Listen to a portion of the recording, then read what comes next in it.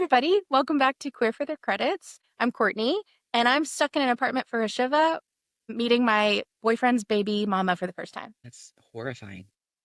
It's really bad. And my name is Shane, and I am going into anaphylactic shock for my girl right here, Courtney. Oh my God. Oh my God. Are you flirting with me? I'm Stop just saying, it. like, if I had a mood ring on right now, I'd be. Oh, you'd be I feeling assume that means red. in love? I don't know. Mood Yeah. rings don't work. Hit us up in the comments for mood rings. I don't know the meanings of them, and I'm too lazy to Google. So, how have you been since last time we recorded? I've been good. I got a job that I was looking to get, so I was really excited for it, and I got it. I started a podcast with my best friend. I got my car fixed. She hates Hell being yeah. fixed, but I got her fixed. And I got to see my nephew and my niece the other day. Ugh, So I I'm love. doing great. How are you doing? I'm also doing great. The weather in Washington State has like leveled out. It's like 50s and 60s, which is like right in that sweet spot. It's not quite raining every day yet. So it's like we'll wake up to a rainy sidewalk, but we're not seeing the rain just yet. So it's kind of, we're in that sweet spot and I love it. So you're like in my heaven. Basically, yeah. Yeah. Sorry about that. No, And then it's please also don't be October. sorry. Yeah. It's It's also also October. October. You are getting to experience the Pacific Northwest October for like your first time ever. Like maybe you visited, but like you're living in the Pacific Northwest during Hoa Hoa Yeah. Hoa season for the first time. Literally, call me Bella. Because Bella. Hey Bella. Where you been, where Loca? the, In where the Washington? hell have I been, Loca?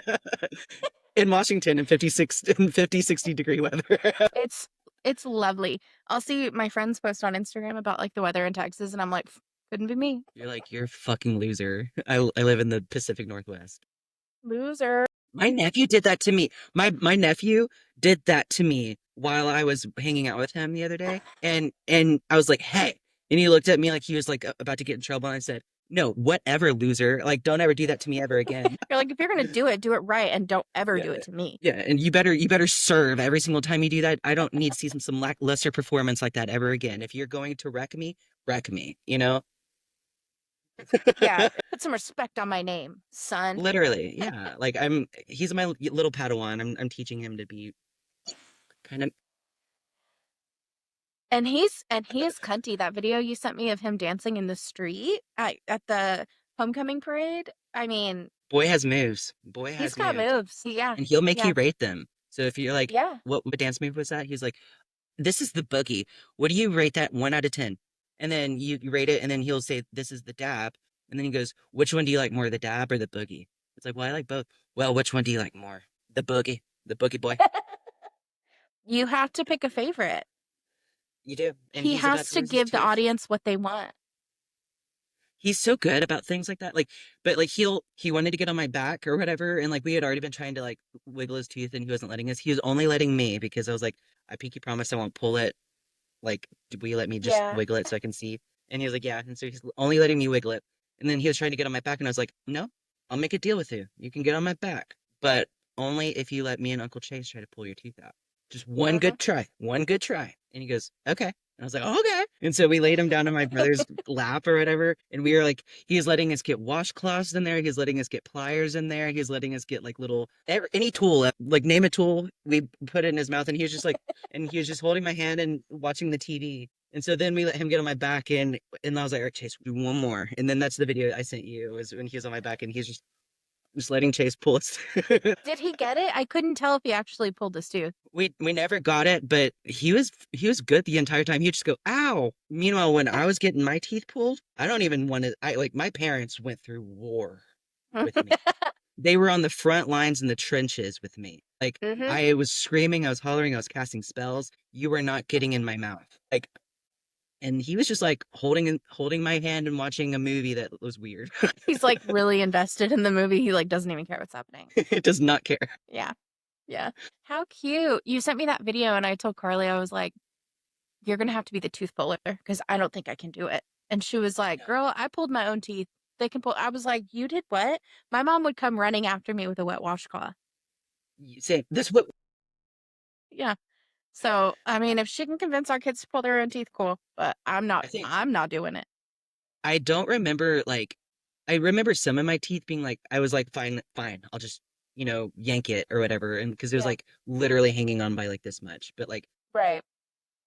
But like, I think most of the teeth I lost were like, thank you for taking my tooth world. Like, because Yeah. I'd like lose it while eating or something. Yeah. Yeah. Like it would just accidentally fall out of your head. And then you're like, oh, thank goodness I don't have to deal with this later. And then I went to the dentist one time when I was a kid, and he was like, "You have four loose teeth. Like, do you want me to just pull them while you're numb?" Yes. That's amazing. That's like best case scenario. I Wow. know, but I dodged a lot of bullets with my teeth because I did not play around. I did not. I love that for you. Yeah. Honestly, Don't that's touch the me. best. I hated the feeling of like a tooth being loose in my mouth, but I would always like wiggle it with my tongue because it was just like fun. But Yeah.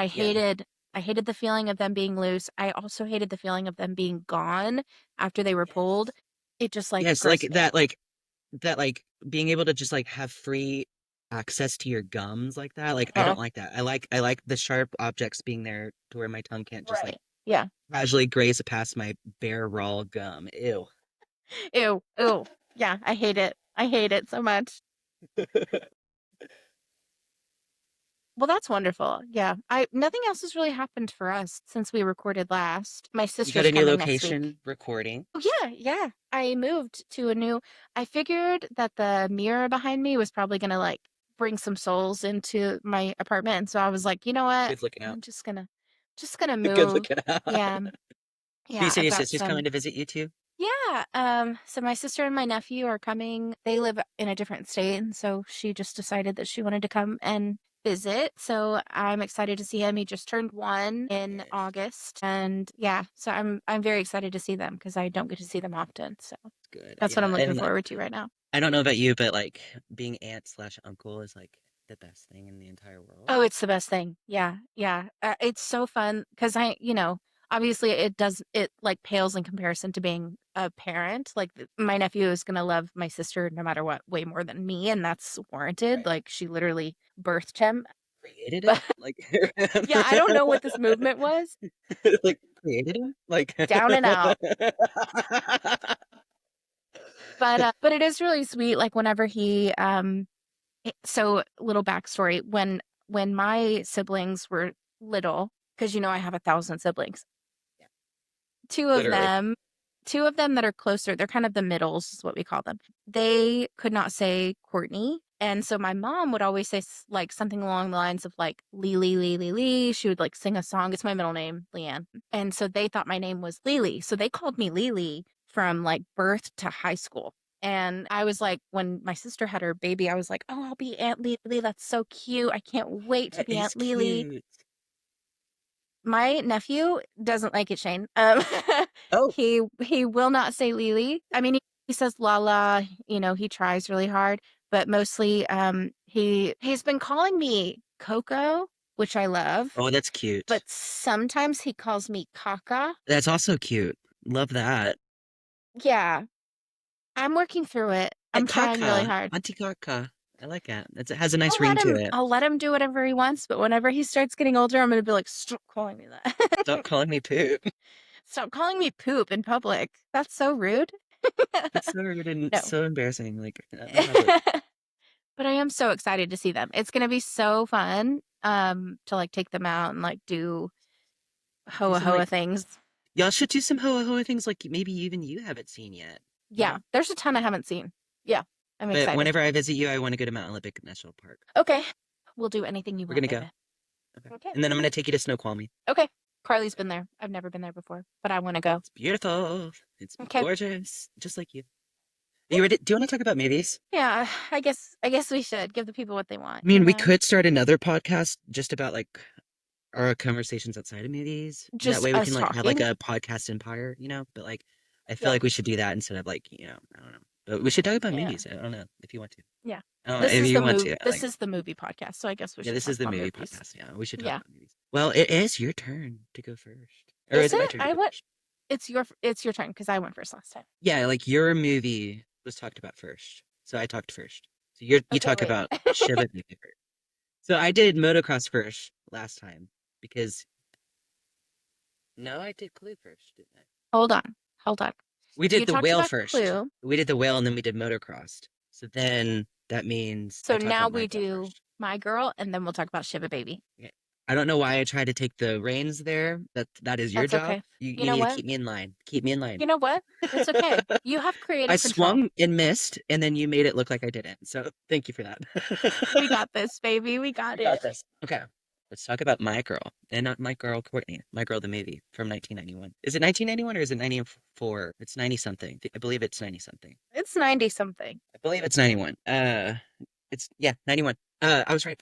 Okay, so My Girl 1991 starring Emily Cholumsky and Macaulay Culkin, It's Anna, first of all. Anna Chlumsky. Okay, we'll edit that part out. No, we'll keep it in. It's We'll okay. keep okay, yeah. Let's be transparent with our audience. My Girl starring Anna Chlumsky and Macaulay Culkin, Dan Aykroyd, and my favorite actress of all time, Jamie Lee Curtis. It was a fun movie until it wasn't, until it was just soul bearing and destructing. But even then, it kind of like spun around and was like, you know what? We're gonna have a little nice ending, you know. Yeah.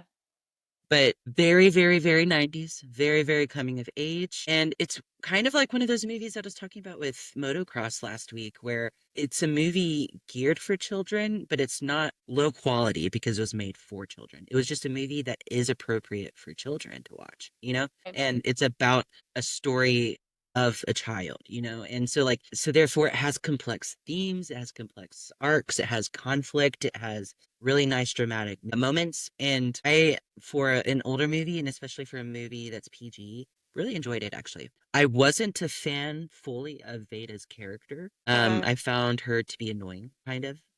And there's reasons for that, but like I do think that mainly it wasn't the acting and it wasn't the character. Well, it kind of was the character. I think it was the writing of her character and like the time of 1991 kind of being 30 years ago now. Um, Mm-hmm. I think that kind of was what I was getting annoyed with the most, and it wasn't necessarily like I don't know anything other than just like old 90s writing, I guess. Yeah. Um, And it was also, sorry to interrupt you. It was no, also you're old fine. 90s writing for 1976 or something like that. Like Right. it was a period piece written to Written now what in would be now a would it be a period piece? Yeah. Yeah. exactly. Yeah. And So, yeah. And so like there's just like old quippy dialogue that kind of was just cheesy at moments or mhm. whatever. But for Right. the most part, I would say I really enjoyed this movie. My first note was Sultan Fuss question mark. Mhm. Could we have thought of a better last name for our main Right. characters? Right. Sultan Fuss. Where did we get that? Yeah. What's the etymology of that name? I feel like I have to Google it now. Yeah, like why? Because that was just I feel like for a good portion of the movie, I was just like Sultan Fuss. Is that even a real name? It sounds like a pink fuzzy bear that's like a cartoon, Sultan Fuss. You know, like I don't know. It was just a weird last name choice for me. I know, Maybe it and has some significance. I wonder if it came from like a family name that like the writer, I don't know. There's really not a lot of Info like on it. meaning behind it. It refers to a person who is related to a mountain. It's German. Okay, okay, Yeah. okay, German. Okay, that's kind of where Okay, my roots German. are from a little bit. Uh, but yeah, I was like, that's a weird name. So I do really like Anna Chlumsky. She is in Veep, which is one of my favorite comedies. And I always remember seeing like when a Veep episode would start, seeing Anna Chlumsky and not realizing it was her character or whatever. And I always just like that's such an interesting last name. So it's like it's stuff I pick up on or notice or whatever. But like when I heard Sultan Fuss, I was like, what? Like Yeah. that doesn't sound like real. I don't know. I don't know. Okay, German. Uh, I I liked Jamie Lee Curtis's character and the choice of casting her in this movie. Hmm. I felt like I don't know, I felt like she brings such a good maternal role to For movies. sure.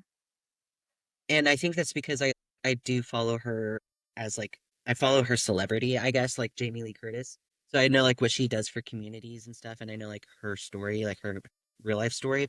And I think that she translates that really amazingly to all of her characters. And my only fun fact about this movie is on that note, Jamie Lee Curtis said that she took this role to break her out of her horror image because up until this point she'd been in a lot of like really classic horror movies Yeah. And like horror movies that get remakes to this day or continuations like Halloween. So she took this movie to break out of that image, and she credits this film for being what gives her a softer perceived image on screen. This movie could be the reason why we got Freaky Friday with Jamie Lee Curtis. This movie could be Mm, why we got True Lies with Jamie Lee Curtis. yeah. This movie could be why we got, I don't know if that came out before this movie or not, but you know what I mean? Like I think The that was butterfly 94 though. effect.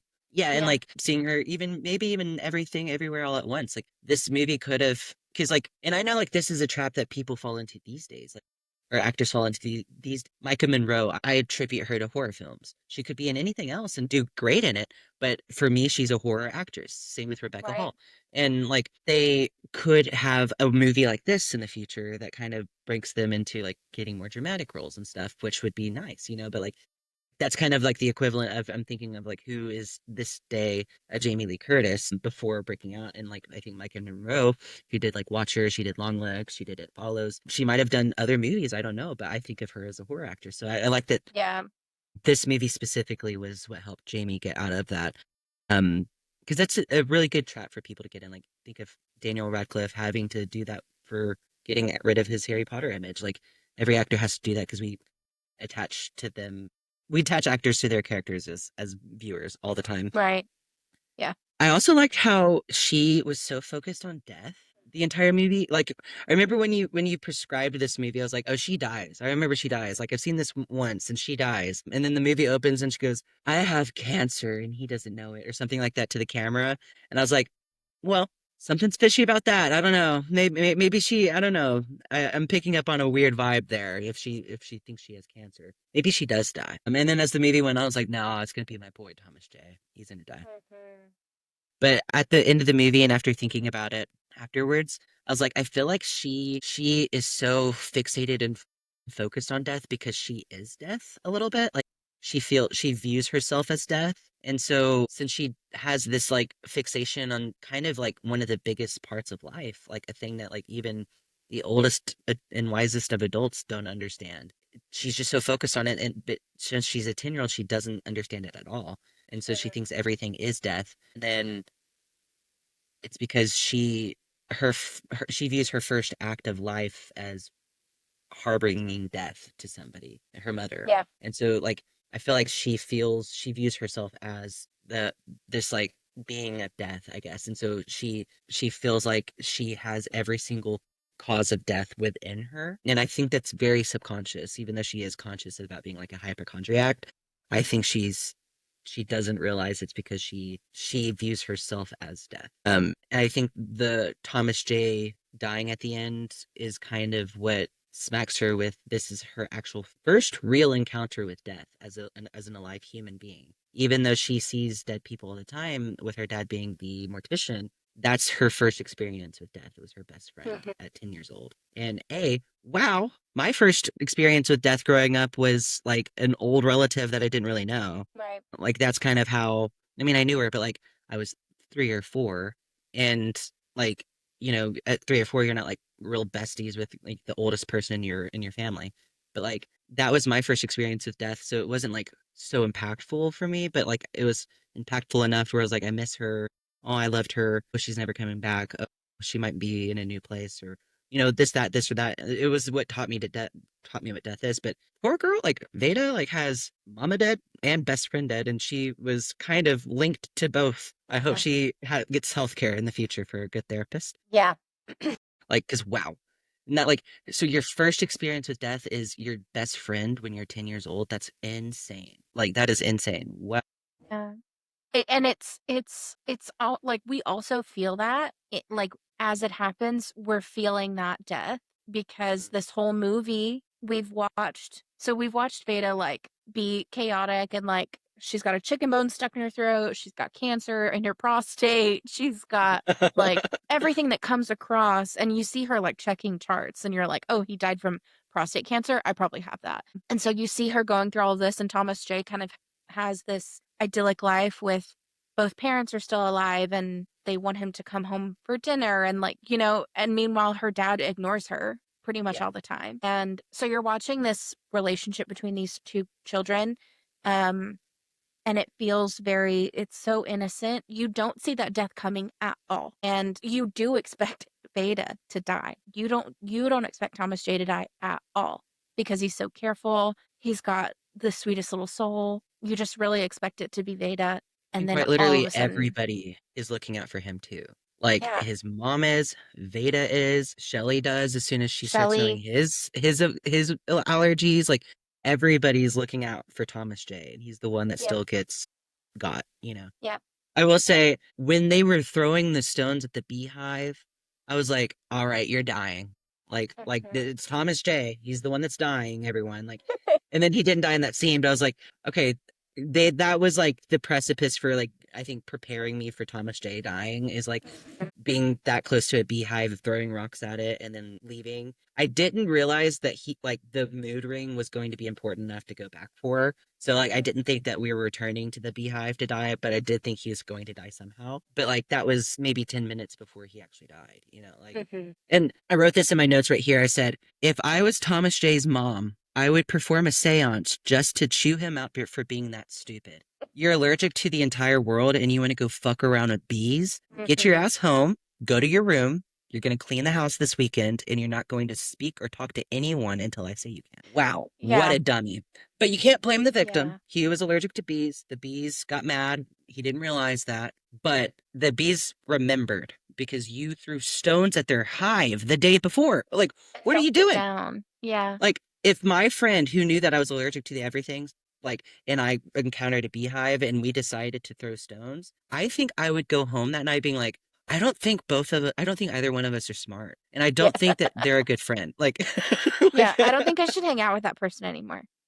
right. Like, but like, so that was kind of like, I mean, they're kids also. They're 10 years old or 11. Yeah. That age makes some dumb decisions or whatever, but as a parent, you got to chew them out. So like, if my kid did that and that caused them to die, I would go into a Shiva to plug this maybe, but I would also still perform a seance so I could give my kid a little last minute reprimand because wow, you are not going to make me grieve without me chewing your ass out for being so stupid. Yeah.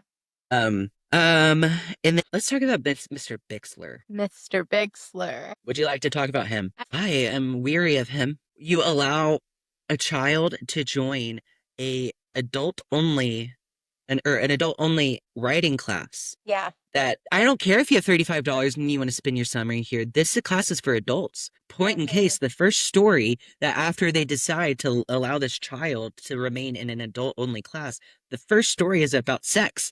Mhm. Like Yeah. in the scene, like, and it's supposed to be no, that's a child. Get her out of Yeah. there. Like, what are you Yeah. doing? You are responsible. And like, not only was he supposed to be responsible for being like, hey Veda, like, no, you're 11 years old. Like, if you want to do some writing, you can do some writing, and I won't even charge you for it. Put it in my Yeah. mailbox, and we can Yeah. have a little writing summer or something like that. Like, but this is in a class for adults. He was responsible for that, and he Yeah. missed that mark. B, there's the class is full of adults. I feel like one of them should be like, actually, no, I really don't think an I don't feel 11-year-old comfortable needs to be in sharing. here. Yeah. Yeah, Yeah. or like, yeah, like, or whenever the girl just starts talking about her sex story with the guy that she's having sex with right next to her, like, I would have been Mhm. like, actually, like, yeah, I know none of you knew what my story is about, but like, it's kind of like not for children. 'Cause, Yeah. none of them said, I don't want an 11-year-old in here. Like, Mhm. I am the fun cool of all fun cools. I don't care if there's a kid at the concert. I don't care. But like, I would have been like, no, get out. Yeah. Yeah. Like you don't belong here. And then I feel Yeah. like he was just like really weird with her like crush on him and like could have sensed it really early on I because agree she was with that. really Yeah. blatantly obvious about it. And I feel like he and the writer and the director, so like not the actor, he the character, Mr. Bixley, the writer and the director, all three were like weirdly allowing this girl to have a crush on him and like playing as like this is like a dramatic thing, that we need to talk about. And like that's kind of weird. Like and like yes, like I got crushes on my teachers growing up, and everyone gets a crush on their teachers, and I feel like that's a fun coming of age tidbit to put into a story. Like everyone gets a crush on their teachers, or a lot of people do at least.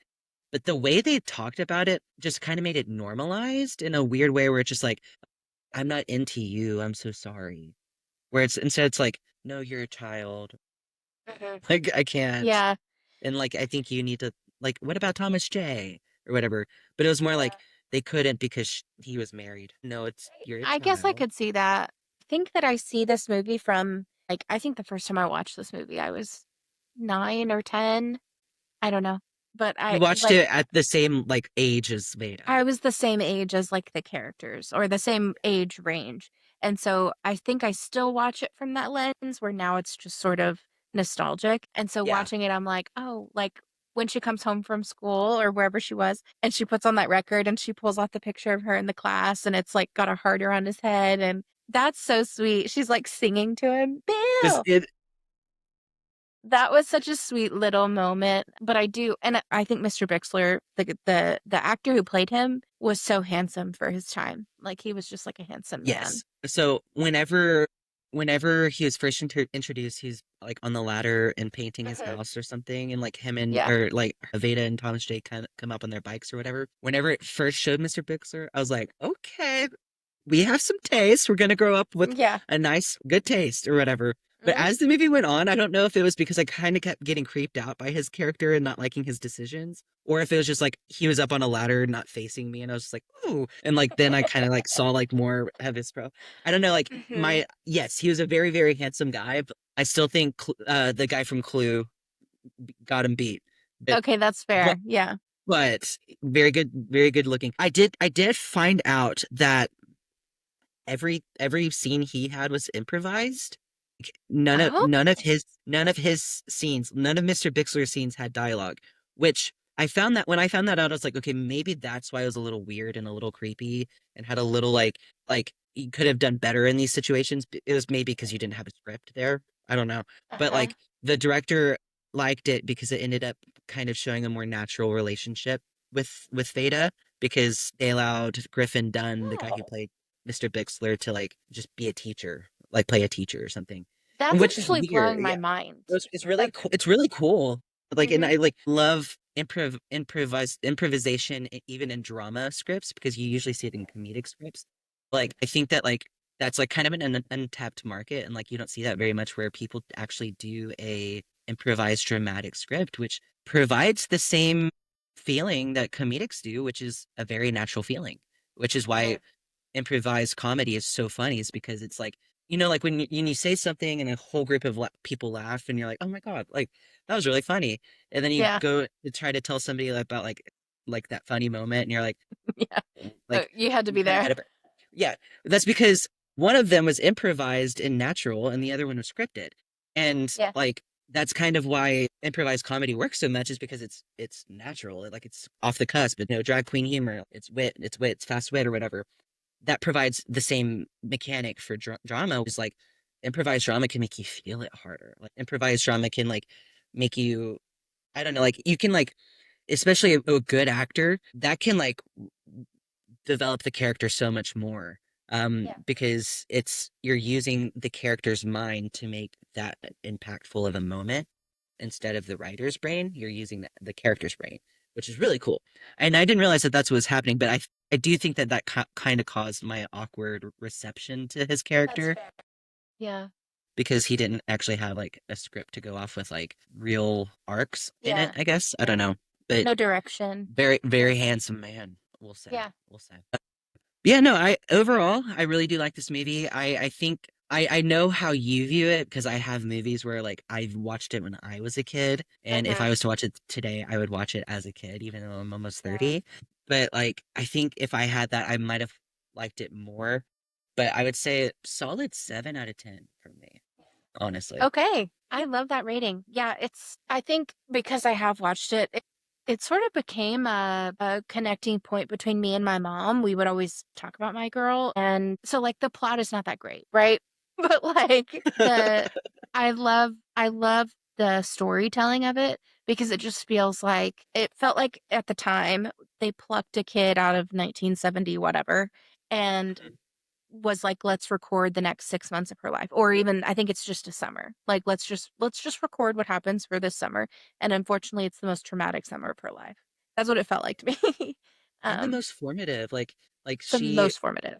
she hit so many milestones in one summer, like it's crazy. Mhm.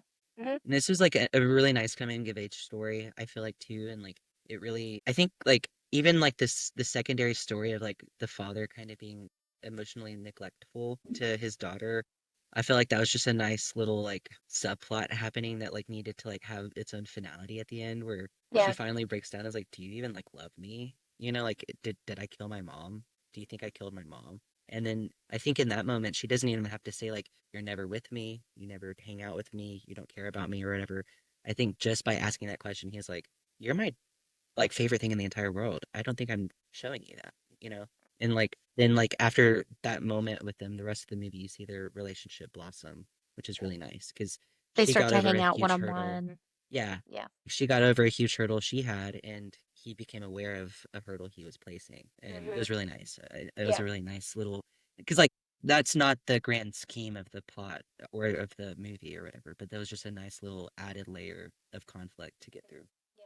And I think they needed Jamie Lee Curtis's character, Shelley, to bridge that gap because if you took Shelley out of it, I think they're like Veda would have continued kind of down this road of hypochondria. I forget the father's name, Harry. Harry would have never Mhm. heard what Shelley said, which was like, open your eyes. Your daughter is screaming for you to pay attention and you are just not listening. So I think if Shelley's character had not been a part of that, there wouldn't have been a movie.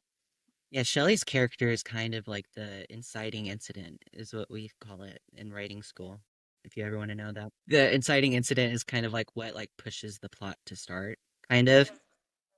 She's like, I would say like she's kind of like Newton's first, second, or third law. I don't know. I didn't follow those, which ones are which or whatever. But you know, like Physics. when what heard of it, you know, but like you know, like when objects will stay at rest until something moves Yeah. them or like pushes them or whatever. She's the little planet that comes in and pushes the other planet. Like she is the one that kind of disrupts their life and their ways of thinking to cause them to realize that their life and the ways of thinking were kind of leading them to destructive path. Yeah. I also love Veda's Uncle Phil. He is such a like he's an inconsequential character because if he wasn't in the movie, it wouldn't be a gaping hole. But it's really nice that he's there as a supporting character because he does the funniest thing, which is tells Harry that women are like liberated and so like don't treat them right anymore because they don't like it. And so Harry and Shelley go on a date and he's just being so like dismissive and Being a you little know asshole. yeah, like doesn't open the car door, doesn't like do anything for her. I But love she's how still into Shelley it. replies or reacts or responds to the car door like that little moment. I was like, that was so shame coded. Where like Yeah. I'm not, I don't expect you to open my door. I don't like need you to open my door or whatever. But if I've gotten the hint that you've been a little douchebag all night, and there comes the opportunity where I think you should be opening my door right now if you were really acting like a gentleman, Yeah. and then I sense that you're not, I'm going to just stand there for a second. Hmm. Yeah. And she should Let me get my door. Yeah, because she does that, and I was like, oh my god, Jamie Lee, love ya. That was such a yeah. great choice for Yeah. Shelley. That was I a love wonderful Shelley's moment. I character is loved a it. really good character too. She is very, very, very three dimensional. Yeah. Yeah. I love that character. I don't think so. My Girl 2, the sequel to this movie, it's not on my list because it's just kind of like surface level. I think talking about it wouldn't make a lot of sense. I don't think so. It's not on my list, but I want to talk about it briefly because in the sequel, Shelley and Which Harry are obviously please spoil if you want to, yes. because like I Yes. don't plan on watching it, but like I'm glad you're talking about it because I wanted to talk about it. Yes. So the whole plot of it is that Harry and Shelley are now married. Shelley's pregnant with their first baby and now the second, like Sultan Fuss baby. And Uncle Phil has moved to California and Veda has an assignment for on her mom.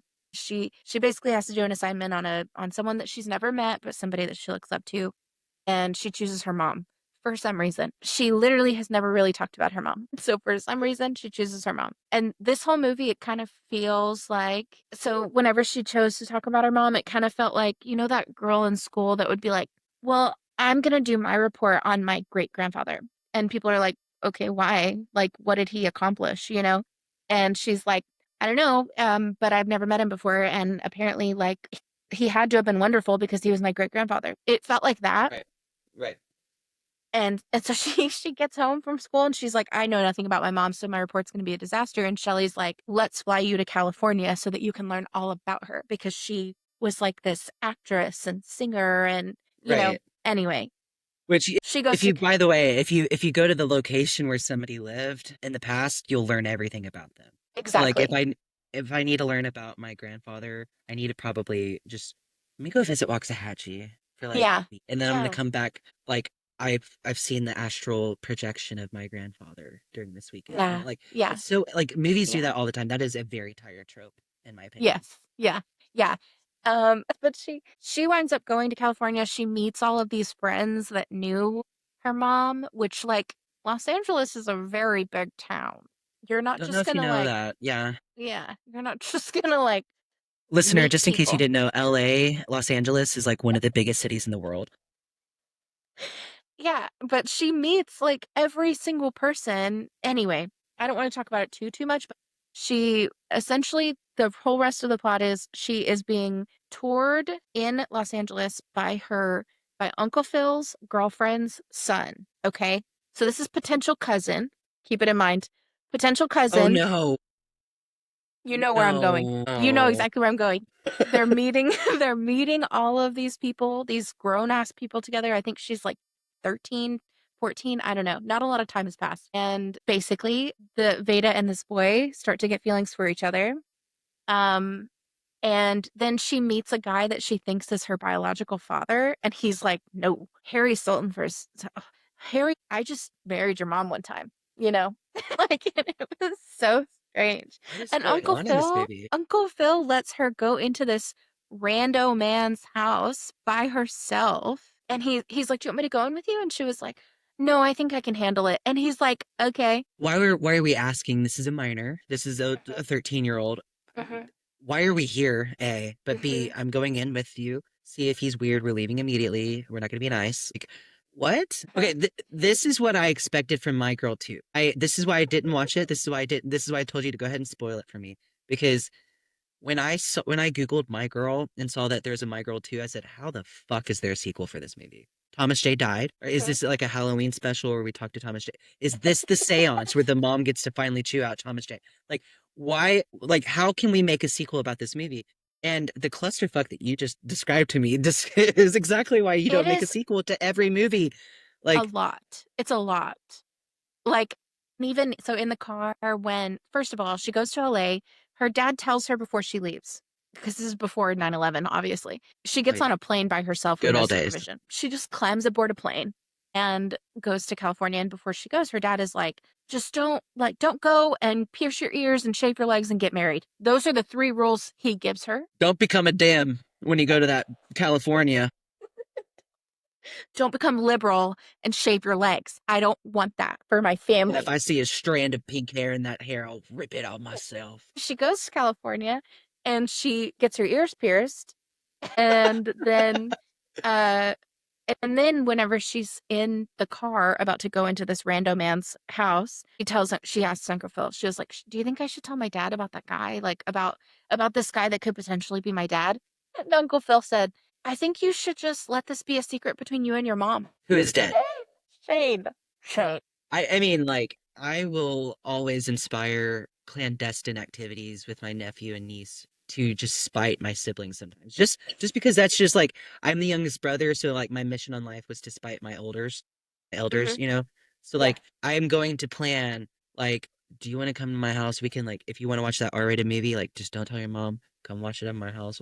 I'm gonna Uh-huh. introduce you to horror films or whatever. Like you know, like that. Like I'm gonna be that uncle, but I'm not gonna be like, hey, I'm gonna let you meet this random man, and Uh-huh. like you kind of thought maybe your father wasn't your father, but I don't think we should tell him about that.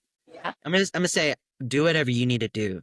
Hey, by the way, your kid has something really important to tell you. Be prepared. Hey, Like hey, by the way, I'm gonna send you a location and I'm gonna tell you why we're here as soon as your kid leaves the car. And also I'm gonna go in the house with them because what the actual hell? Yeah, that's the whole second movie. Oh, and then the Veda and the boy this because okay, Phil and his girlfriend get engaged. They're going to be married, okay? And I don't want to hear it from everybody else saying, "Oh, but they're not really cousins." Yeah, they are. Yes, you are. Because now you're going to be cousins forever and they kiss literally, and it's a sensual kiss and he like I mean I say sensual, they're 13, it's like a hand through still the though, hair. the intention is behind. they kiss, and then the end of the movie is like, my life hasn't changed much since I got back from LA, but Nick is going to come see me for Thanksgiving and blah, blah. And I'm like, so now you're dating your cousin. Not much has changed since Like, LA. Just entered an incestuous relationship and met my could have been father, but my uncle said no. but actually, he was a total stranger. And I'm just keeping that between me and my mom Like, what? and And then Thomas she J. ends Henry, the I movie. guess. Then she ends the movie Thomas, with like, what'd you say? I accidentally called him Thomas J. Henry, which is I think is a lawyer. Oh my God, I have to call Thomas J. Henry. I've been in an But she accident and need help now. honestly, I might need legal advice after watching the second one. But she ends the movie saying, she's like, I turned in my report, and I'm not going to talk, I can't remember exactly what she says, but she was like, but I told everyone that my mom's biggest accomplishment was me. I would have. I hope. I don't want to say that out loud. I hope I'll cover my mouth. I hope she gets bullied in high school. I think she was a weird girl. I think Veda Probably. Sultenfuss, first of all, Veda Sultenfuss. Veda, yeah, I mean Veda also sounds very. Is Veda daughter in German? No, Vader Because is father. Vader is father, but Vader is father. Is Veda daughter? Veda is female father. Sorry, I'm not sorry. Female father. That's so inclusive.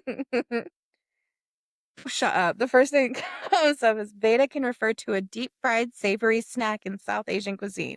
Hold on. Hey, that sounds delicious. So, as a name in German, it means to wade or to go, like to wade in water or to go. Interesting name choice there.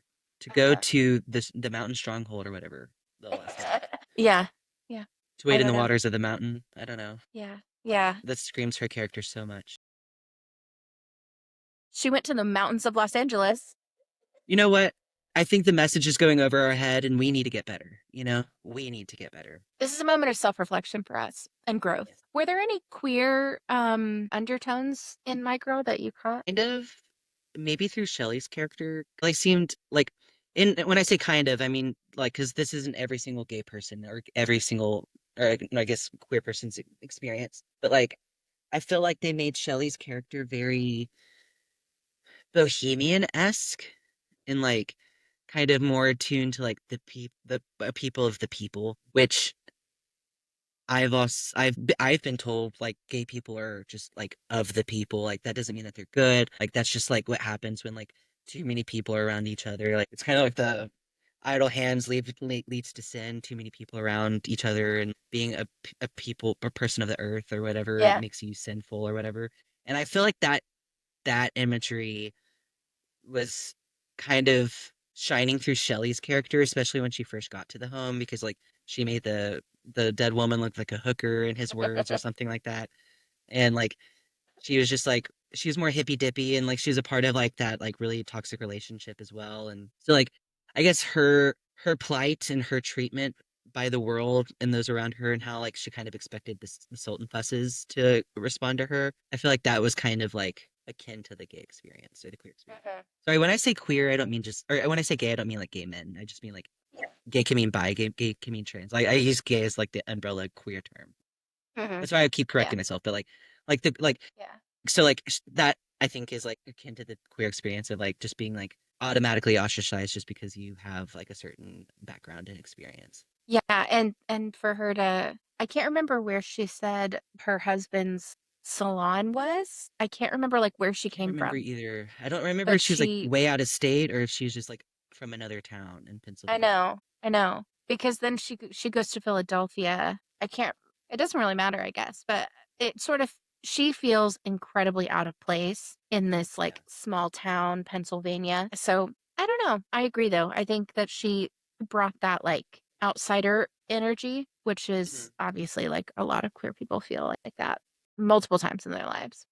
And I also think just like the kind of like I think the dynamic between have a little girl and a little boy being best friends, especially back in the 70s, like when the story's supposed to be set, like but even growing up, like there's kind of a faux pas for one-on-one best friends between a boy and a girl. And yes, they do like end up like thinking that they're in love. They're still 10 or 11. Like they might be in love and like they could have grown up together if Thomas J didn't get stung, but like I feel like they were especially in the story we saw, they were mainly just best friends, and like I think that also is a part of the queer experience where like most of my best friends are girls, and even growing up, like a lot of my best friends were boys, and I spent the night at their house all the time. I had to like go through a period where I could start spending the night with my girlfriends. Mhm. And like only when that happened, I was kind of older in high school, and it was like only one or two that I would like spend the night at their house. Like so Yeah. it wasn't like all of my girlfriends or whatever. But like I was like that faux pas between the boy and girl relationship though. What you're scared about, I'm constantly spending the night at my guy friend's house, like growing up all the time, change with them, see them naked. Like we do all the things that best friends do and nothing happened.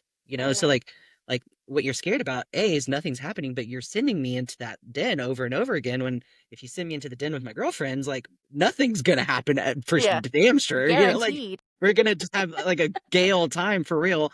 Like Yeah. and I feel like back in the 70s though, like you would be made fun of for having a girlfriend or a Mhm. girl friend if you were a Yeah. boy and vice versa. And the fact that they were just friends and like there wasn't really anything going on between them for a good majority of the movie, I feel like that is also like a real good queer example of like how friendships really are with us. Like, Yeah. Yeah. Yeah. And you do see them being made fun of by those girls that are just awful, and they're yeah, like yeah, yeah. Beta and Thomas, and I just wanted to kick them. Yeah, I just want Hmm. to go ground them. Hmm. I I just want wish there to. was a professional job where you could like go around and be the kid police where you're like, you're grounded for by me, not your parents. I ground you. Sometimes I wish that it was like not frowned upon to like push a kid a little, like not hurt him, just like you know, Like yeah, like like those like hard to resist urges that come through. And you're like, oh my God, like I'm evil for thinking that. Or intrusive like thoughts. Yeah. intrusive thoughts, yes. I have a common intrusive thought. If a kid comes to like right here to me, where like they're kind of like at my kneecap or like at my thigh, that's kind of where like when my arms are like down and resting, that's kind of where the bottom of my hand is like their head. And I always just want to like just go and like see if like they like fall over, like because they're so top heavy all the time. I just want Hmm. always want to like do that because Yeah. they're just so Yeah. small. Like I could just literally Yeah. like scoop them down. But Yeah. I never have. I'm not a Yeah. monster. But Yeah. I do have that urge because there's just Yeah. so I think that's just the human experience. We I are think so animals at the end of the too. day. Yeah. I think at the end of the day, sometimes I wonder if children are like weebles, like they wobble but Yeah. they don't fall down, you know? But they do Right, fall right. down. They do. They do fall down. That'd be so cool though if you did just shove them down and they just did this, like, That would be so that'd be so sick. fun. That'd be so fun. Yeah. Yeah. I'm Well, I'm glad you enjoyed the movie. glad you recommended it to me. I still like after my viewing, I still think that I had only seen this movie once, and I think it was when I was a kid. So it was good to Yeah. revisit it because it's definitely one of those movies where like I've seen Titanic once when I was a kid, but like you remember everything about it. Right. It was one of those movies, but like I like misremembered things and like didn't catch everything as a kid or whatever, and it was a good revisit. Yeah. I think the equal movie to this like so this is your childhood like growing up movie or whatever. I think the equal movie to this was either Cheaper by the Dozen or the live action Peter Pan for me. Which that's also weird. Like if I was to watch that movie, I would watch that movie as a kid, but I'm like, okay, all of these kids are kids in my Yeah. experience now. But like I Yes. remember how much I was in love with Peter Pan growing up. Yes. Why did I watch that movie over and over again? Wasn't for the plot, It sure wasn't. because if it Yeah. was, I would watch the Disney one. Uh-huh. No, it was for Just leave it Jeremy that Sumter there. for sure. Jer So this is not on my list and maybe it should be, but Jeremy Sumter, I had the biggest crush on him because of I Peter love how you know Pan. his name.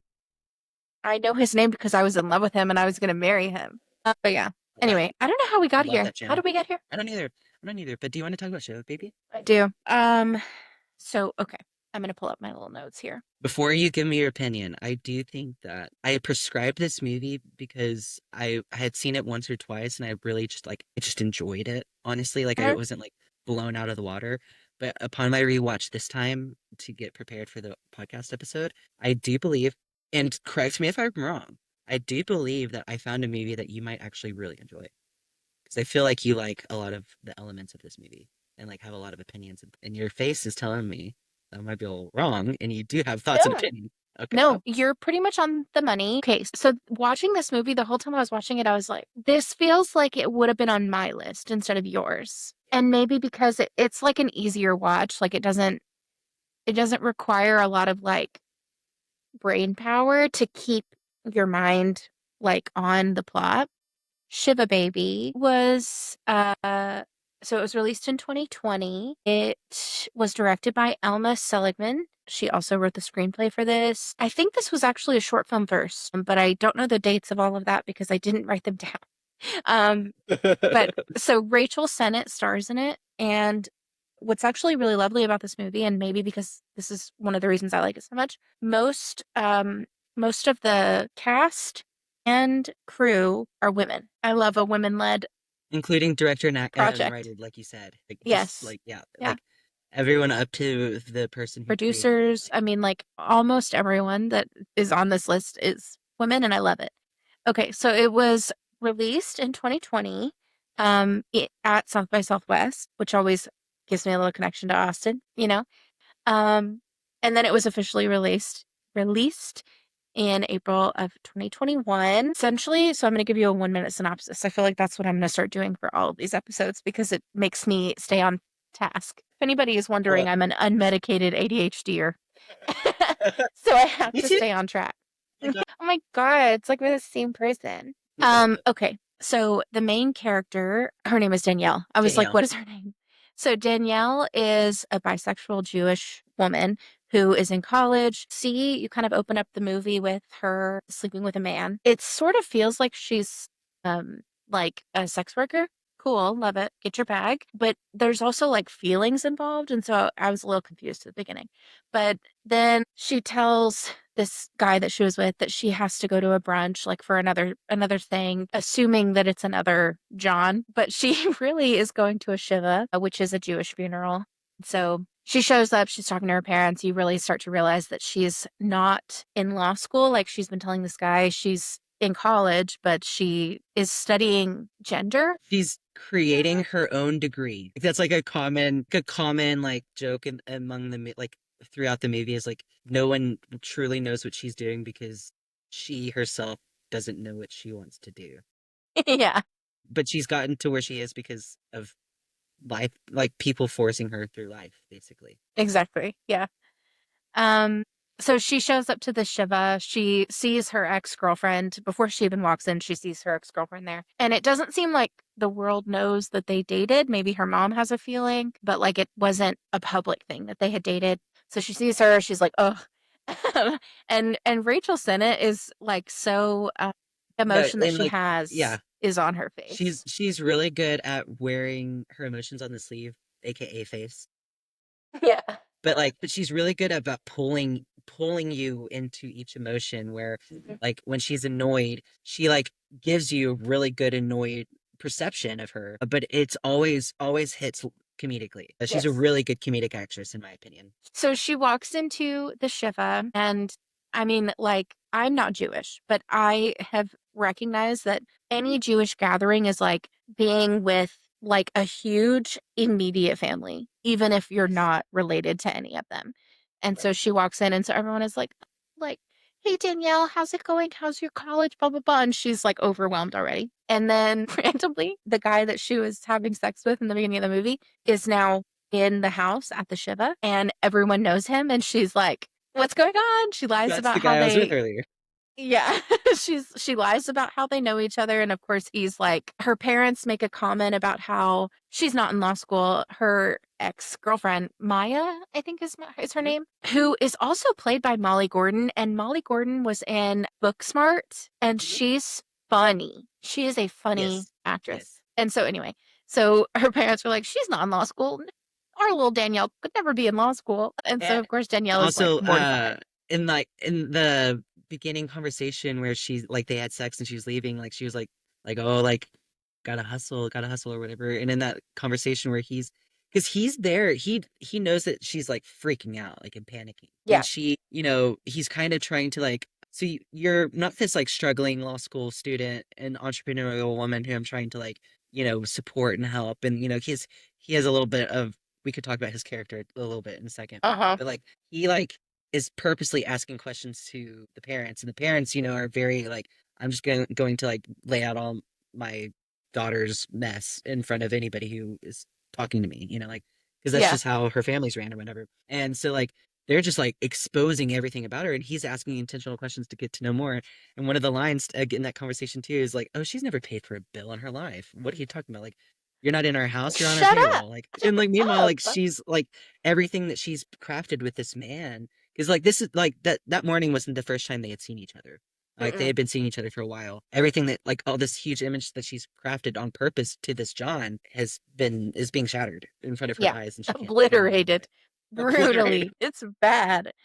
And they do such a good job at like making you feel the tension. I was watching it and I was like, "Oh my God, I hate that feeling." Like the secondhand embarrassment is so real right Yes. now. And so anyway, so that interaction happens and then essentially she learns that this guy is not just some single guy she's been like screwing on the side. He is actually married and he has a brand new baby.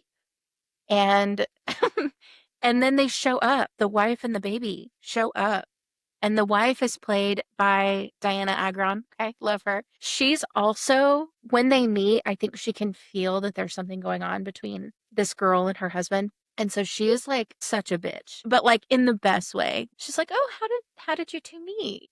And then like talking about how she like works so hard to like keep the lights on or whatever. like she's so cunty and I love it. She plays that She role really perfectly. really is like, and like I think you said it perfectly where like it's very subliminal almost where Mhm, like she is being a full-on bitch because she's pieced everything. She's a smart woman. mhm, Like her whole character, the reason why her character is there is to prove that like she's like this powerhouse, like entrepreneurial, smart, intelligent woman. And I uh-huh. do think in the movie she clocks it immediately from the Yeah. first scene. And the rest of it's just like, okay, well, let me find the evidence. But like her entire character is like the interaction you have with her is when you walk away, you're like, I think she's kind of being a bitch to me. And then everyone's like, no, she's not. She's really nice. And you're like, no, I think she's being a bitch. And then everyone like gaslights you into like not thinking she was or whatever when she was. She Anna Agron and the writer whose name just left me. Emma. The writer Emma Emma. Seligman. So Emma and Diana, like I think they did Kim's character perfectly, where like it's just like they capture every little nuance, every little thing, and they don't make it like woman versus woman even. Mhm, It's more so just like you want control and don't have any, and I'm too smart for my own good. And mhm. we're now tethered to this man who sucks. And like I think Kim is her name. Diana Mhm. Agron's character is Kim. Kim, I think, like, is just waiting to lay into Max because you can tell that like there's tension between Kim and Danielle, and there's tension between Danielle and Max, and you can tell that in Kim's mind she's like, I have to say something to Danielle right now because I'll never see her again. Hopefully, if I can get to her and like scare her away from my husband, cool. That's all I want to do right now. And then when we get home, I'm going to tear my husband a new one for Yeah. stepping out on me. I have a brand new ass baby. No. That I And got so, stuck with today. Like, by the way, like I'm so she's the breadwinner between Max and Kim. Kim's the breadwinner. He doesn't do jack shit. He's a yeah, bachelor. And yeah. she's the one that after the babysitter fell through that got stuck with taking care of the baby when he is nobody in the family. He is It doesn't the provide dependent. anything. He doesn't provide anything. And so, and it's because she's a Shiska princess in this Mhm, family dynamic. It doesn't matter who she is or like what like what she achieves or whatever. She's just a Shishka, so mhm. like she doesn't matter. She doesn't have status in this family unit or whatever. Yeah. So he has all the power because he's this golden boy, like amazing little Jewish man or whatever that the family prizes or whatever, but he doesn't contribute to anything. And in fact, in the very first encounter that they have, he says that he loves supporting women, he loves supporting like young women entrepreneurs and stuff like that. Mhm. Well, he's the one being supported by one. Yeah. So he's Fuck you, like, Max. like It's actually crazy that he says stuff like that. He like pulls money out of his pocket. He's like, here you go, babe. I love supporting young entrepreneurs. And I'm like, you're a little pussy ass bitch. Sorry. literally. But also like Yeah.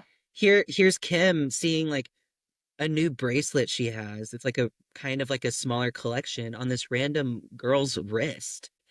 And they're just disrespecting her by lying in her face, like she doesn't understand what's happening. I Uh-huh. think that's what I like most about her character is like Yeah. it's never like he's my man, blah blah blah blah, and it's never into like I hate you because you're a woman, blah blah blah blah. It's like don't insult my intelligence. Like I think Uh-huh. that's what Kim is really most pissed off about Yeah. that entire movie. Yeah.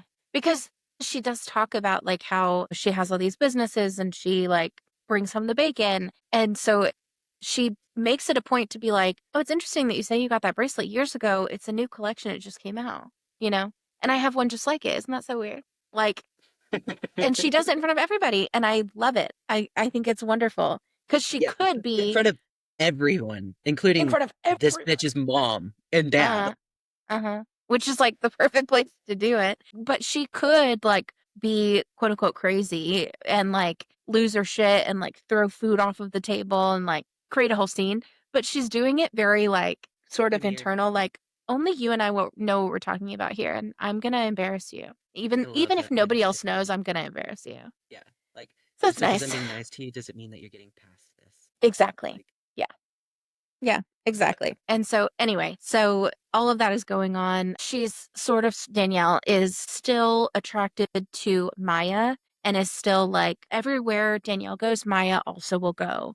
And everywhere Maya is, Danielle will just kind of be there. But it sort of is also happening with Max in real time. And Danielle has these moments in the movie where she is like, first of all, Shane, when she is having a full on anxiety attack, sweating, breathing heavy, and there's like two or three women who are just like rubbing her face and playing with her hair and touching her clothes and talking about how skinny she is and like she's the center of that conversation. That those I think there's two scenes where I was like, that's what it is. That's what it feels like when I'm in a crowded ass place and I'm about to have a panic attack and people keep bumping into me and my clothes are fitting me wrong and my hair, I can feel it growing out of my head. Like it's like those feelings and they portrayed that wonderfully. I mean, phenomenally. like no notes, no Yes. notes. Like the Yeah. one of the first things you said was I'm not Jewish. Like this I like kind of felt a lot about this movie and like I kind of understood something. My first note was um this story of Danielle is super relatable even as a non-Jewish person because it really highlights the stress and pressure of community gatherings. Mhm. Whether it being your family, mixture of family and friends, extended family, extended friends, or just like ACL or like a Yeah. bar or something Mhm. where it's just like people feel like they have agency all over you because you're not in your own private quarters or your Right. own domain. So therefore, I have full agency and access over you. So I can Mhm. comment on things you don't want me to comment about. I can touch you. I can, you know, dishevel your hair. I can wrinkle up your clothes. I can ignore every sad sign. Oh, you're not allowed to be sad. We're in public. That kind of stuff. Like where it's just like, Mhm. please back away from me. I'm about to Mhm. have a BF. Yeah. I'm about to have a BF. Yeah. Yeah. And I think that I mean, like, I think that that to me, so first of all, Danielle is bisexual. I think that that's like the biggest thing of like connecting this to the queer community. Like, she's a Jewish bisexual woman. And that's like that's the biggest number one thing that's connecting this to the queer community. But second, it's the feeling of hiding something in front of people who are considered your family unit. And because they even say, like, where's Maya? Like, oh, I thought you were Maya. And it's like, yeah, like, so there's a moment when Max walks up and is talking to Maya and Danielle, and he goes, are y'all sisters or something? Are y'all cousins? And she was like, that's funny that you say that. Like, we actually went to prom together. And then she starts talking about Like, how oh, they that's like so cute. Like, oh, that's so cute. Like, and best friends, cousins, you went to prom together. Oh, but it's like, no, like they dated. This is her And then ex-girlfriend, Maya's like, you yeah, like know? it's we're I think we're really best friends with like us fucking you or something Yeah, like and yeah. like says I gave something you like that. your first orgasm, I think is what she says to Max. Like, I Yeah. gave her first orgasm. And Max was like, because I don't think he was expecting it at all. That I wrote that about Max's character in my list was like interactions with Danielle throughout the entire Shiva, or I guess parts of the Shiva because it's 7 days apparently. So like we I guess see like the first like hours or like the first Uh-huh. day because it's 7 days apparently after the funeral, or 7 days starting at the end of the funeral. Like so people leave the funeral, go home. Shiva starts for 7 days is what I've gathered. But so like this is day one of the Shiva, and they encounter each other so many times throughout this time at this house. And every single time, anytime it's kind of a relationship tidbit between him and Maya, or her and Maya, I mean, he's really dismissive about it because I think that feeds into his like idea of his own status, especially from the first scene where he wants to project that he's like this like high status man because he's grown up being a gold star in his community in his Mhm. family unit or whatever, and like the prize cheap, even though he contributes nothing. Right. He thinks that he's like the savior to women or whatever. Mhm. And as soon as Maya or Danielle kind of releases the fact that yeah, her and Maya are into this thing, even from the get go of like oh we went to prom together, and he goes oh that's so cute, I love best friends like taking care of each other whatever. It's immediately dismissive of anything that could be sapphic because that only exists for pleasure for himself. It's not real, Mhm. you know. Yeah. And so he's very dismissive that entire time of it. And I love that Mhm. Maya just does not give it the time of day for even a second. She doesn't Yeah. allow it to breathe at She all. doesn't give a shit. I love Maya because you can Maya's tell my that favorite the character in this movie. yeah, yeah. You can tell that the dynamic is we can't be together because our moms are gonna lose their shit. If we date women, our moms are not gonna allow us to. Like they're gonna make us break up. And maybe that's why they stopped dating. It's not really, I don't think it's ever explained. But she also just like doesn't give a shit. Like her mom is like, "Did you see Danielle? Danielle's over there. Like, have you talked to Danielle?" And Maya's like, "Yeah, like And Danielle's mom says, "No funny business with Maya." And it's like they're minimizing it to make it seem like, oh, it was just something they did because they were curious. Like Right. it's not anything else. Yeah, and I think even there's a line that says like not all bi people are experimenting or something like that. Yeah. Yeah. Yeah, like And that's and that's so so like true. So true. so true. And I feel like this movie is for the bi people because the bi people in the community and out of the community that are not out because it's just because she is now sort of currently with a man doesn't I minimize mean her she's not fine. bisexuality. She is still Right. bisexual. Exactly. And so And I could yeah, get on that soapbox and talk about it all day. can we? Because I have a soapbox written down for this. Because Give it to me. like and like this could be our conversation of how this is good gay cinema, like or good queer cinema. Sorry, I did it again. I promise that's an interchangeable word for me. But so like what I like about this movie is it is so about bisexuality and like it is about bisexuality from the get-go.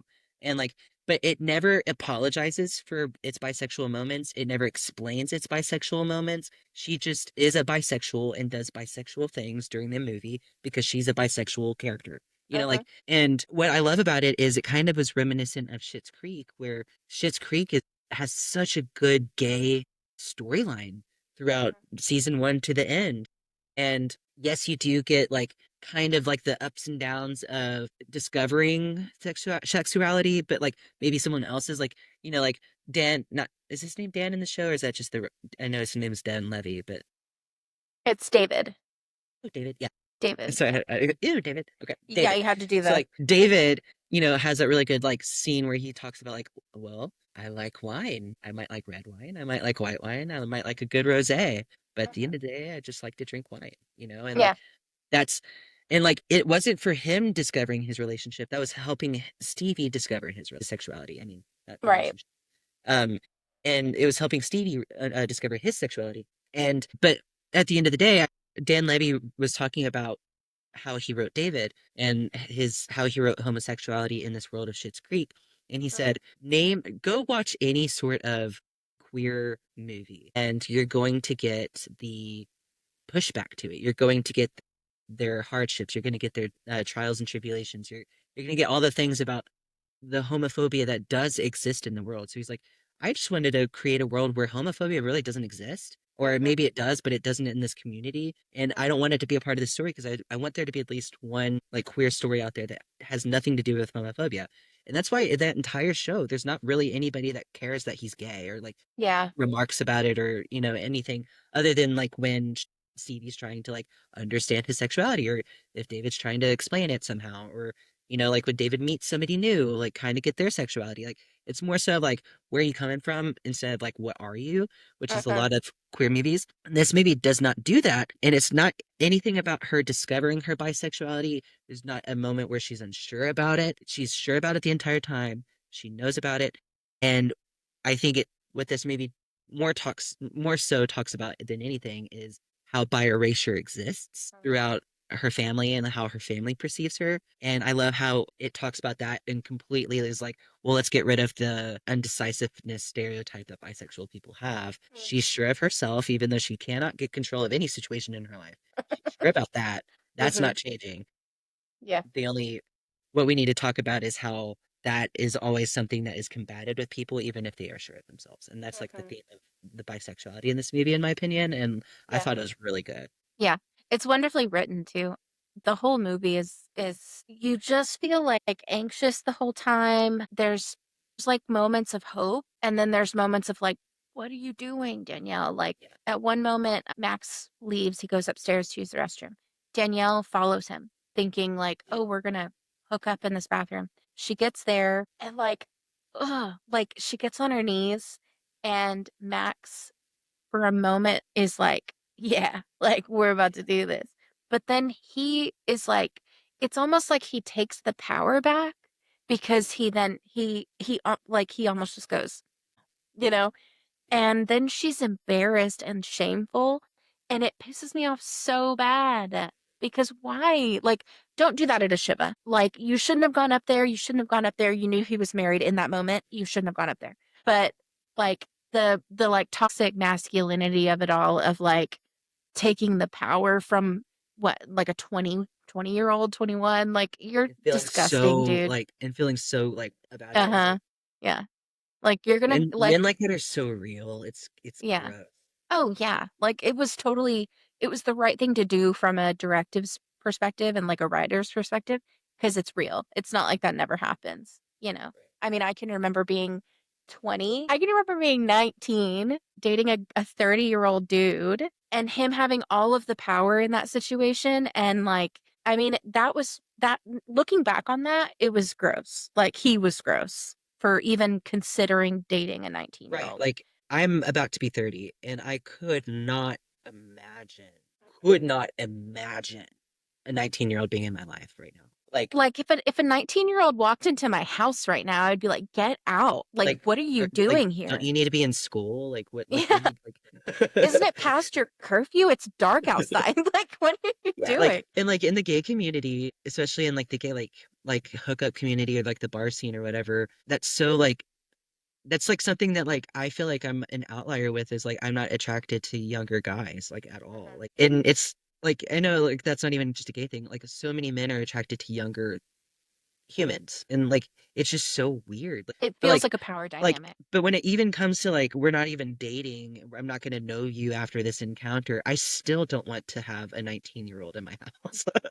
Like it's just Yeah. that's so weird. And like retrospectively, once we get to these ages, we can look back at our lives and be like, I wasn't stupid like I was thinking I was stupid. That guy was weird.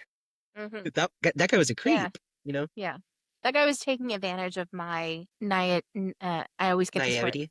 Yep, that. So, I don't know. It's interesting to like look back on it now and like see that it was wrong. And the way that Max did that was absolutely wrong. And I don't know. And then when Danielle goes to the bathroom to take a, well, she's in the bathroom. It's not like she went to the bathroom to do this, but she Mhm. was in the bathroom and she was just kind of looking at herself and she was like, I'm going to take a picture of myself with no shirt and I'm going to send it to him. I had a fear that she was going to send it to like her mom or the whole Shiva. I thought the whole Shiva was going to get that Instead, picture. she just pulls a me and leaves her phone in the public setting. Unlocked. Yeah. Yeah. Like no fear, apparently. I will say that I was so upset with Maya when Maya hid her phone or gave it to Kim. I still don't know exactly what Maya did when she found the phone, but it feels like she found it, she left it unlocked and like gave it to Kim or showed it to Kim and was like, "Hey, I wanted you to know about this." Or maybe just left it unlocked and left it in the bathroom. I don't know what she did specifically. Yeah, that is like a really good like it's a good but weird leave it to the viewers to decide moment because Yeah. Maya did know where it was and confronts Danielle about it and says like by the way you shouldn't be leaving your phone unlocked in a bathroom, anybody could get it, you know, which Mhm. leads you to believe that like anybody could get it or anybody could be Mhm. given it, you know, Yeah. like she knows that Kim is now aware of it. So, but like Kim, when she approaches Danielle and hands her the phone, says I found this in the bathroom. So it's like you don't really know what happened. Like in like if Maya betrayed Danielle, but like I feel like I do like the outcome that like Maya saw that and out of respect for Kim, because I would want that to happen for me, like I'll handle Danielle, but like this is happening. I don't agree with this. I think you should know, but like I don't agree. Like I don't like what she did to you. Go get her. But I'm not gonna like. I think in Maya's head she was like, this doesn't kill Danielle for me, but this is obviously something I'm going to need to like help her through because like she's doing this shit and like she wouldn't be doing this shit if she didn't feel like she needed to. You know. Mm-hmm. Yeah, but up until the Shiva, I mean, the only thing that she was doing was sleeping with someone who was paying her. The problem was, as soon as she found out that Max had a wife, she should have stopped. She should have been like, "We're done." But they even have conversations, Max and Danielle. Hey, are we good? Yeah, we're good. And it's like, no, we're fucking not. We are Nope. not good. No, we're not. Don't ever Like talk to me again. Yeah, but you have a daughter, like you have a daughter and you're doing this with me and she's new and mhm, you have a wife, like mhm. do you not respect women or understand them at all? Like yeah, Yeah, no, the answer is no. But yeah, like yeah, no, he's no. I love he's how a this piece of movie work. exploits Yeah. everybody. And like oh, I had a thought but it's leaving me. Please come back. It was really good. Come Really back. good. But no, with Maya, like no, yeah, okay. This is the thought. She came back. Therapist said if it really meant something, it'll always come back to you, and it came back to me. Um, no, like what you said exactly. That's exactly my perception of the movie too. She wasn't doing anything wrong, and I would go so far as to say like this could be something like where she's like a lesser version of a victim throughout this entire Mhm. time, or like she's being she's falling in love with the only John she has, and she's kind of, trying to navigate that. Like she goes in for a kiss at the very beginning and he just hugs her. Like she likes this guy and feels like, she's reclaiming control from her past relationships, if not, or in like her family dynamic where everybody brings up her eating, everyone brings up her education, her jobs, her blah blah blah blah blah blah blah. And she just doesn't have control. So you know what? Even though I don't need the money, I don't need anything, I'm going to go control this man over here Yeah. because I can't or whatever. And Yeah. then that just blows up in her face. But as soon as she finds out someone has a wife, this man has a wife and a newborn daughter, and yes, he's making the decision to walk out on them or whatever, but you're enabling that if you allow it to. But if you take it a step further and you try to initiate the Mhm. encounter, that's even worse. So if he Yeah. initiates it and you accept it, you're a bad person. But if you initiate it, if he accepts it or not, what are you doing, girl? Like, Yeah. and like You that's know better I've told you now. that before. Like there are guys who there's one guy specifically too that like they'll come to me, they'll try to like smooze, they'll try to schmooze or whatever, and then they'll be like, oh by the way, I have a husband, or hey by the way, I have a wife, or Mhm. or whatever, and they expect me to want to still do anything with them. Like And you're like, no, get like out of tell my me house. tell me your name, your address, and everything. I'll come over. But I'll come over with Mhm. some documents for your wife. You know, Yeah. Yeah. Yeah. like I With like this day and I age, am how not far on is your your side. spouse? Yeah, I Yeah. am not on your side as soon as that kind of shit No. happens. And like and to listener, if you're wondering, there's one person in my life that Courtney knows about where no matter what, and no matter how many times I tell him, get away from me, stop talking to me, we're not doing anything. You have a husband, he still tries to come back with me. And he gets real creative in his ways of reintroducing himself into my life. And it's weird. And what I'm saying is like that being my experience, when I saw her doing that, I was like, "Oh, you just lost a lot of points, girl." Like, I know you're unraveling, you're spiraling, you've lost control, you're in a claustrophobic space. Rachel Sennott, even about her character, said this movie shows being a young woman is a horror movie, and the best way it's shown is that no one else at the Shiva is in a horror movie except for her. Yeah. And she's going through all that, but yet that does not excuse the fact that It doesn't. you have now met this mother and daughter, and you still try to initiate fellatio in this man in the bathroom at a Shiva. Yeah. Girl, At a Shiba. get in your minivan and go. Yeah. Yeah. Yeah.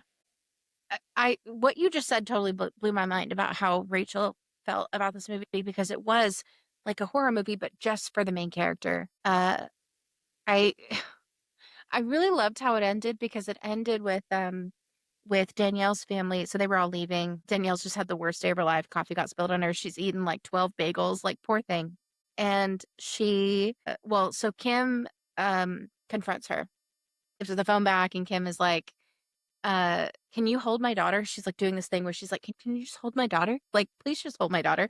And she knocks some things over, some books fell, and I don't exactly know what they are.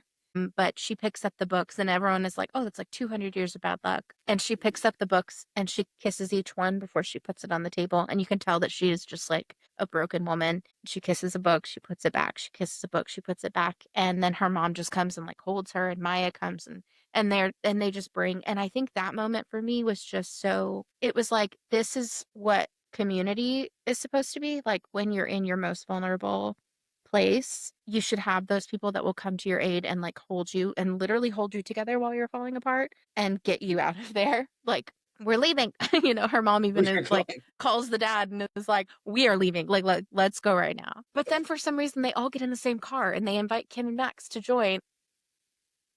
Which is something my dad would do. That's why I'm saying like I watched a few reviews of this movie where like a lot of them were like I'm not watching this as a Jewish person, but I find a lot of moments about it relatable and like there's Uh-huh. a lot of things like that and like that's kind of how I viewed the movie for the first time and this time too. And it's because like shit like that, like my dad would miss all of those social cues and be like, Uh-huh. "Oh, y'all don't have a car? Get in my car. Like I'll give you a Yeah. ride or whatever." I'm like, "Dad, they just slapped me." Oh, Yeah. well, no, I didn't see that. No, like, well, it's just down the road. Like, get in the car. We're playing. Like, Dad, Yep. we are at war with this family currently. Did you not know this? Yep. Yep, that's exactly what happened. Yeah. So, but then it just ends and it's just over. Although it ends with Kim and Danielle holding hands, which is really lovely. I really wanted them to get back together because I was really rooting for them like the entire time.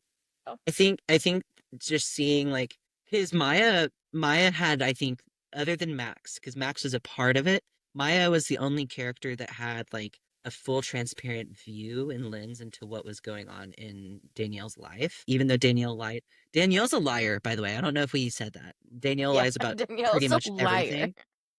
Yeah. And Danielle was lying, like lied to Maya pretty much the entire movie. And so Mhm. like there are parts where I'm like, why does Maya what does Maya like get attracted to with these interactions? Because like she does get attracted to like there's something that about these interactions she has with Danielle and where it's kind of volatile, it's kind of like quid pro quo with like volleying at like insults at each other, like trying to like Mhm. outquip each other, outwit each other and stuff.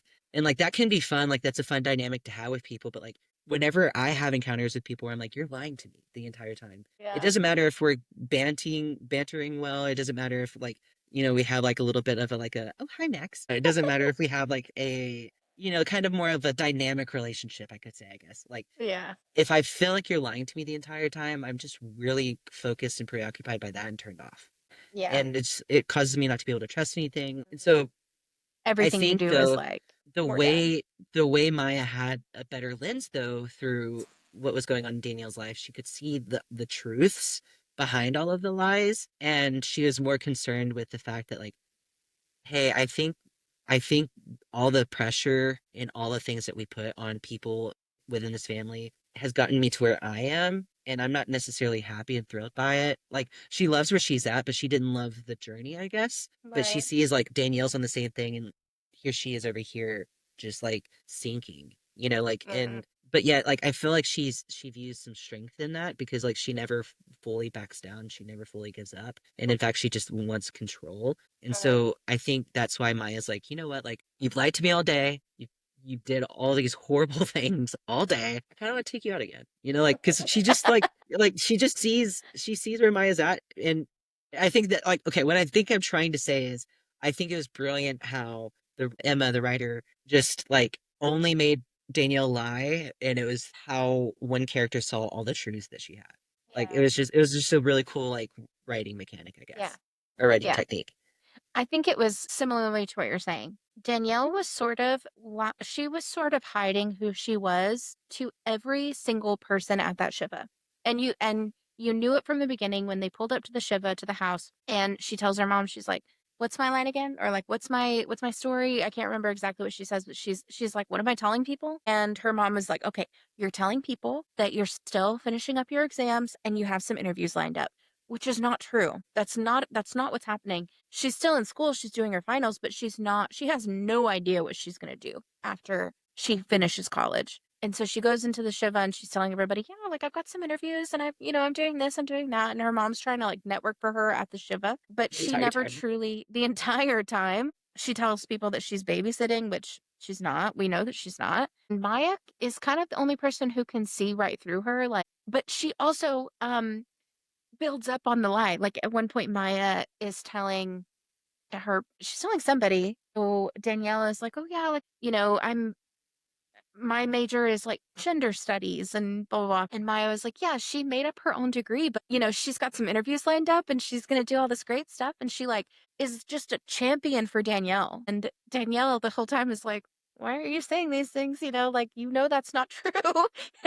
But Maya is like in her corner the whole time. And then for a brief moment, she learns what's Because actually she's trying to happening. expose her. Like Is she it's not though? it's not genuine. She's trying to get Danielle to finally just tell the truth. Like she doesn't know what she's doing, and that's why she's like, it's like comedy, right? But not comedy and not acting.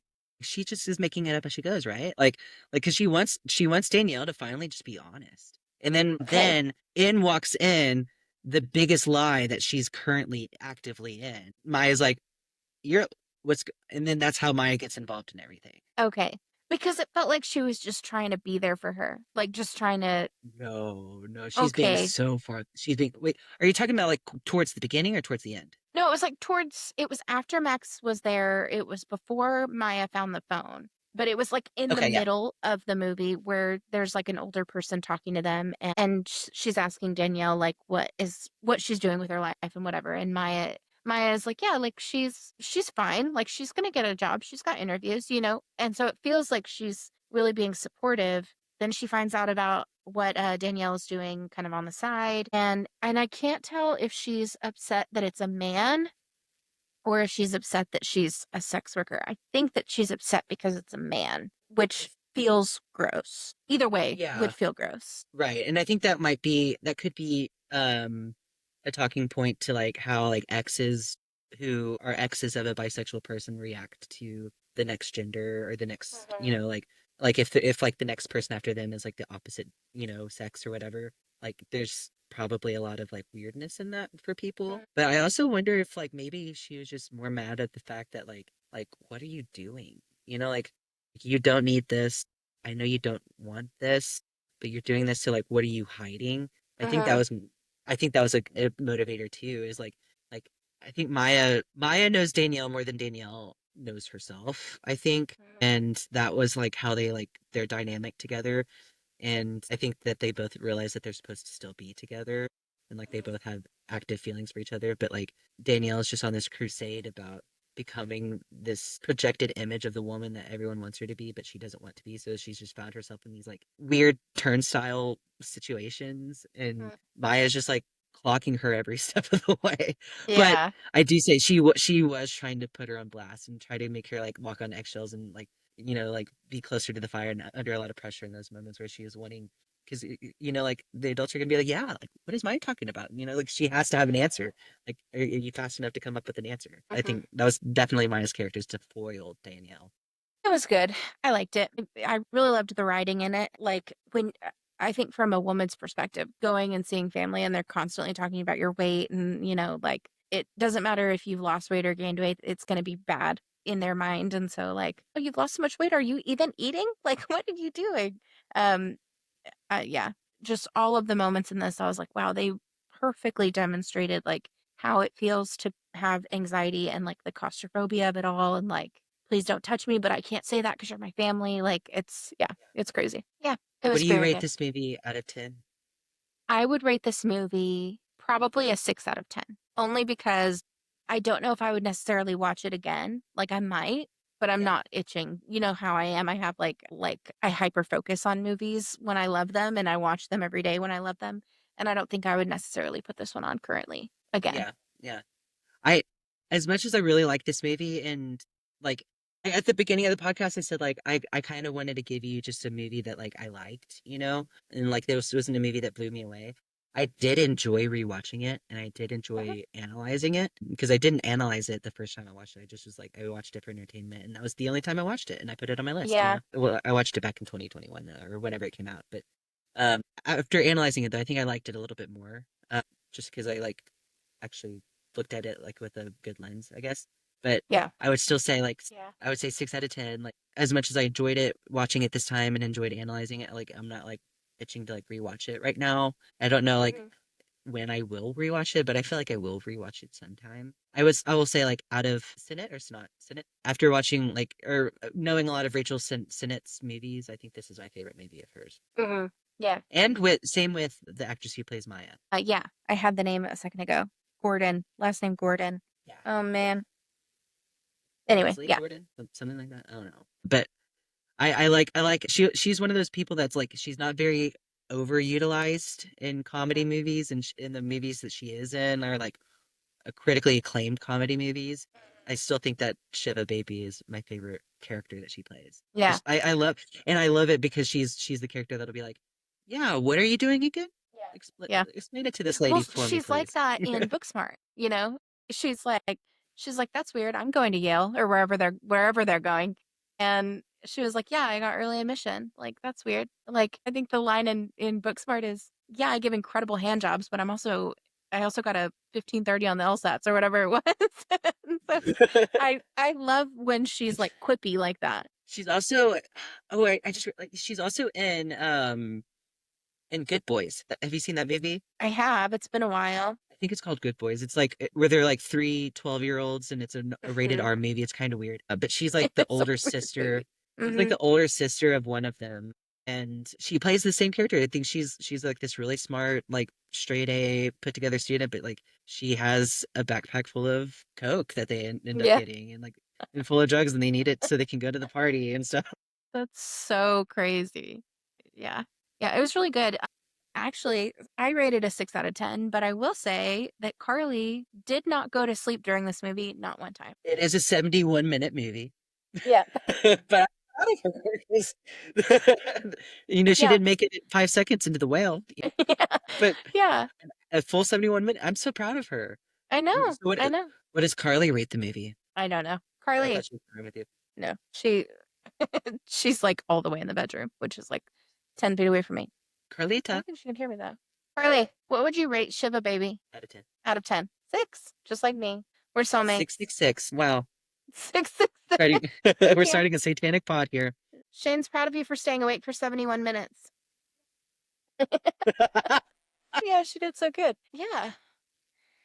I do want to point out before we end this podcast, so we hit a milestone and I sent it to you. So I think last week we hit 10 followers on Spotify. As of today, we are 12 followers deep, baby. Hell yeah, whole dozen. We have almost doubled, okay? Which is lovely. I thank you guys so much for listening and for following because I and the fun thing about like having 12 followers is I actually genuinely don't know who any of them are.